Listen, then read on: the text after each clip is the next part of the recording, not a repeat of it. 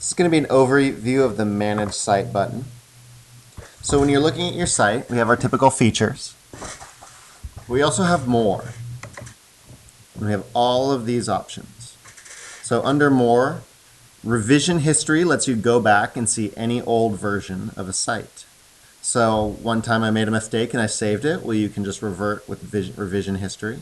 I even found information that was on my site a year ago using the revision history and was able to copy and paste it out.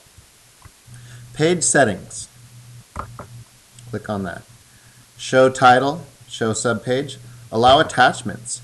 If you want to put actual files that your students can download, maybe you don't do Google Docs, maybe you don't do Dropbox. The bad thing is once it's on there and you change it, that file doesn't record those changes. But if you link to a Google document or link to a Dropbox file, if you change that file inside your Dropbox, the link will show those changes.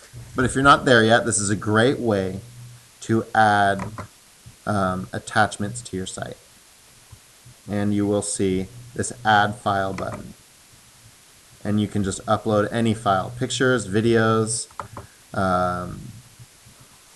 documents for your students. So that was under Page Settings. I'm going to save the template part for another time. We went over Site Layout, and I want to go to Manage Site. This is going to be a walkthrough of all of your stuff. Now, if I want to change the name of my site, it doesn't change the URL up here. You can see this URL. But I can change the name that appears at the top to Awesome Site. Save. And I can see the storage. These are some things that are on the advanced topic, but here's how you delete the site. I always advise people make a practice site, but if you're ever finished with your practice site, here's how you delete it. We can see all of our pages that we've created here.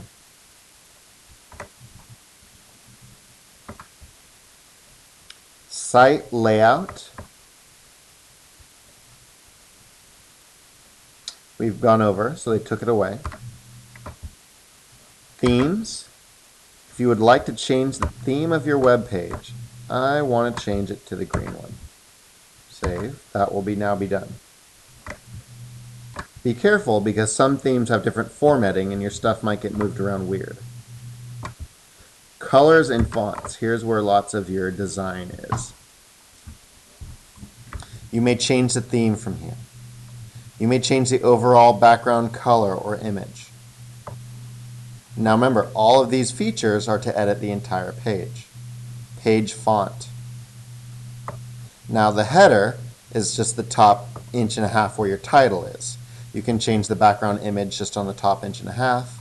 Change the title color, font size. The content area. So the header, editing the header would edit this space. And it does a nice preview for you. Let's try one. If you do want to change one. So let's try to change our header size.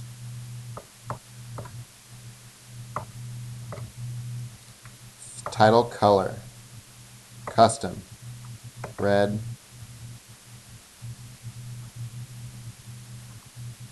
And it will show you eventually. Content area. Content gadgets. Sidebar, we took out the sidebar. Navigation, we'll show you that. This is something you just kind of have to play with. You can view, you can preview before you save. It should show you some things. So you don't have, and you can always go back and undo stuff very easily. But this, I wanted to show you where this is. You kind of need to play with this yourself. When it comes to students, I never show them this. I don't teach them to change their font size and colors because they'll spend forever trying to pick out the right font and the right color.